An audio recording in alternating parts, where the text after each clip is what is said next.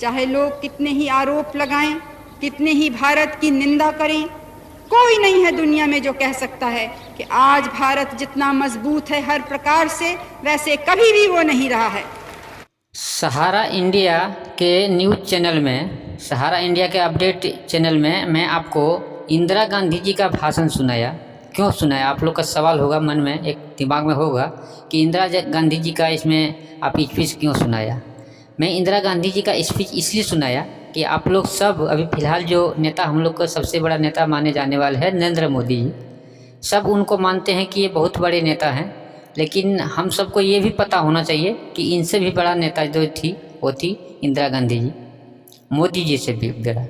लेकिन मोदी जी को उससे भी बड़ा अभी क्यों मानते हैं, इसलिए मानते हैं क्योंकि मोदी जी ने दो ऐसे काम किए हैं, मोदी जी ने दो ऐसे ऐसे काम किए हैं जो इंदिरा गांधी जी उनको पेंडिंग छोड़ दिए थे।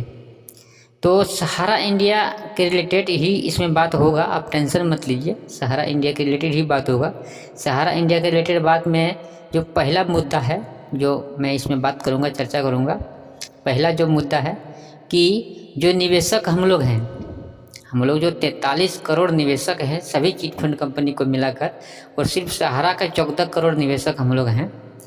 तो इतना होने के बावजूद भी मोदी सरकार आज हम लोग पे हावी है, मतलब उनके सामने हम लोग फेल है। अभी हम लोग जितने निवेशक हैं सब फेल हैं। मोदी जी जो चाह रहे हैं, मतलब जो भी सरकार बीजेपी चाह रही है वही हो रहा है। अभी तक भी 100% श्योर नहीं है कि हम लोग को पैसा सहारा से मिलेगा। तो इसका रीज़न दो ही रीज़न है, जो रीज़न है हम लोग जो कंफ्यूज हैं आज क्यों ऐसा हो रहा है, रीज़न दो ही हैं कि हम लोग सभी निवेशक जितने हैं रोड पर उतरे नहीं हैं, एकजुट नहीं हुए हैं। पहला रीज़न बस यही है।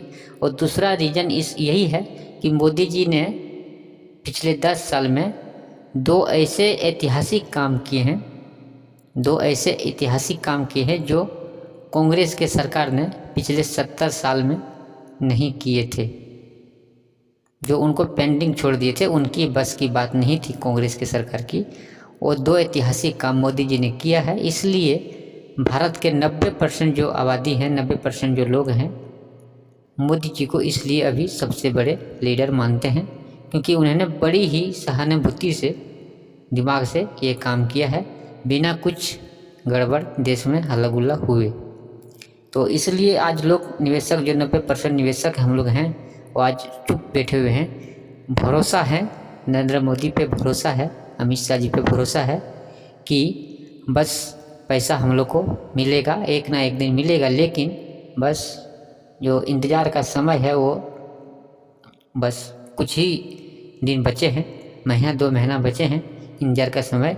और बस भरोसा है मोदी पे, मोदी चाहे तो, नरेंद्र मोदी चाहे तो पैसा ये हम लोग को 2 महीने में दिला सकता है। अगर नरेंद्र मोदी चाहे, बीजेपी का जो अभी धाकड़ नेता हैं ये लोग चाहे तो 2 महीने में सहारा इंडिया का पूर्ण भुगतान करा सकता है, क्योंकि इन्होंने ऐसा डेमो दे दिया है हम लोग निवेशकों को, हम लोग को डेमो दे दिया है। क्या डेमो दिया है, बहुत ऐसे काम इन्होंने दिखाया है करके, और बहुत आसानी से करके दिखाया है, वही डेमो दिया हम लोग को। इसलिए हम लोग 90% निवेशक अभी शांति बैठे हुए हैं। लेकिन हम लोग को राम मंदिर का बात हम कर रहे थे, आप समझ ही गए होंगे, और राम मंदिर और जैसे कि ये हम लोग का कश्मीर का मुद्दा था, ये दोनों मुद्दा का बात कर रहे थे। तो राम मंदिर और कश्मीर के मुद्दा से हम लोग का पेट भरने वाला नहीं है। पेट हम लोग जो कमाते हैं, खुद जो डेली कमाते हैं, उसी पैसा से हम लोग को पेट भरने वाला है। जो राम मंदिर के आसपास में है उनका ही वहाँ पे रोजी रोटी चल सकता है। और जो कश्मीर में रहते हैं, जो कश्मीर में रहते हैं, जिनको असुविधा था, जिनको डर था, उनको ही पैदा हो सकता है। बाकी हम जो भारत के जितने निवेशक हैं उनको जो हम कमाते हैं रोजी रोटी, जो मेहनत करते हैं, उसी से हम लोग को पेट भरने वाला। और इंसान का सबसे बड़ा ज़रूरत है, सबसे पहला ज़रूरत है पेट, जो मेहनत की कमाई से भरता है। तो अगर नरेंद्र मोदी जी इस काम को उसी तरह से, जिस तरह से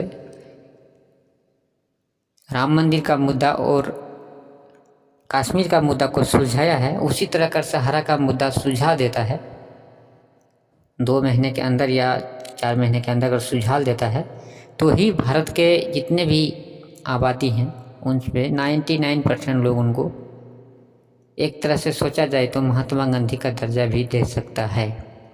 महात्मा गांधी भले ही देश में कुछ लोगों के लिए गलत था, लेकिन 99% लोगों के लिए वो भगवान थे और आज भी उनको मानते हैं, क्योंकि उन्होंने जो आज़ादी की लड़ाई लड़ा था वही तरीका ही अलग था।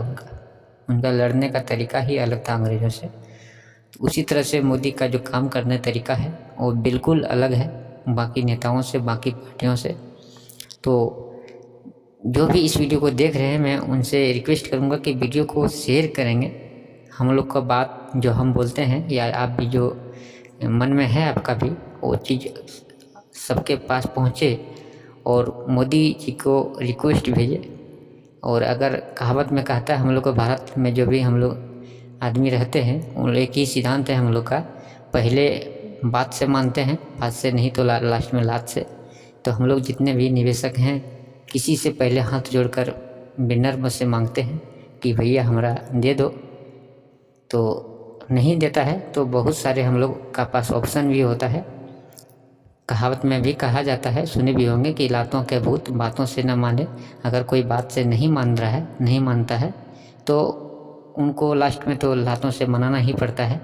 तो जो भी हम लोग निवेशक हैं, जितने भी चिट फंड कंपनी के मालिक हैं, उन लोग से निवेदन है, रिक्वेस्ट है कि भैया आप बहुत रुला लिए हम लोग को बहुत रुला लिए निवेशकों को। हमारा ही पैसा लेके आप बैठे हुए हैं और अपना ही पैसा के लिए हम लोग रो रहे हैं। तो आप लोग बहुत अन्याय कर लिए, बस करिए। और बस नहीं करेंगे तो हम लोग बहुत कुछ कर सकते हैं आपको। बस एक ही चीज़ हम लोग में कमी है कि एकता नहीं है, बस एकजुट हम लोग नहीं है, बस यही चीज़ की कमी है। जिस दिन हम लोग एकजुट हो जाएंगे भारत के निवेशक, उस दिन कोई भी कंपनी के मालिक हैं जो भी पैसा लेके भागे हैं उनको खैर नहीं है। मैं 100% ये चीज़ दावा के साथ कह सकता हूँ कि जो भी हम लोग आज भटक रहे हैं दर दर ना, हम लोग अगर एकजुट जिस दिन हो जाएंगे उस दिन कोई भी मालिक है, सहारा का मालिक हो या फिर जितने भी चिट फंड कंपनी का मालिक है, उसको सरकार क्या भगवान भी नहीं बचा सकता है। जो कंपनी के मालिक है, जिस दिन हम लोग सभी निवेशक भारत के एक हो जाएंगे, जिस दिन भी एक हो जाएंगे उस दिन उनको मोदी सरकार चाहे कांग्रेस का सरकार कोई भी सरकार हो, क्या सरकार की तो गोली मार, सरकार तो आते जाते हैं, उसको भगवान भी नहीं बचा सकता है पब्लिक से। नहीं तो अगर हिम्मत है जो भी कंपनी के मालिक हैं, मैं एक सहारा का ही नहीं बहुत सारी कंपनी लेके भागे, उनको हिम्मत है तो कोई एक पब्लिक सभा में आके वो दिखा दे, पब्लिक सभा में आके दिखा दे। अगर हिम्मत है तो मैं चैलेंज करता हूँ, जहाँ पे लाखों लोगों की भीड़ हो वो सब सभा में आके वो सभा करके दिखा दे। उनको ज़रूरत नहीं पड़ेगा, कोई भी पुलिस का ज़रूरत नहीं पड़ेगा, वहाँ कोई पुलिस ना रोक पाएगा ना सरकार रोक पाएगा। उनको पकड़ के उसको जब तक पैसा नहीं देगा तब तक उसको कैद रखेंगे। इतने अभी बौखलाए हुए हैं निवेशक, हम लोग इतने पगलाए हुए हैं कि मालिक बस सरकार के संरक्षण में है। बस खैर है उनको कि नेता लीडर को पैसा दे के रखा है, उनके संरक्षण में है, बस खैर वही है उनके लिए। और नहीं दूसरा उपाय उनके पास वही है कि विदेश भाग जाए, बस उसी में खैर है। बाकी उनको पैसा तो हर हालत में देना ही पड़ेगा, कोई ऑप्शन ही नहीं है। और भागता भी है, अगर उनका प्रॉपर्टी है तो प्रॉपर्टी से भी हम लोग पैसा वसूलेंगे। लेकिन बस एक ही ऑप्शन है हम लोग के पास, पूरे भारत में एक निवेशक को एक होना पड़ेगा। और एक होने का सबसे जो आसान तरीका है वो है सोशल मीडिया। जितना भी हो सके हम लोग, जितना भी हो सके, जितना जो कर सके उतने एकजुट हुए। यूट्यूब के माध्यम से, सोशल मीडिया के माध्यम से ही ये समाचार, ये अपडेट हम लोग तक पहुंच सकता है।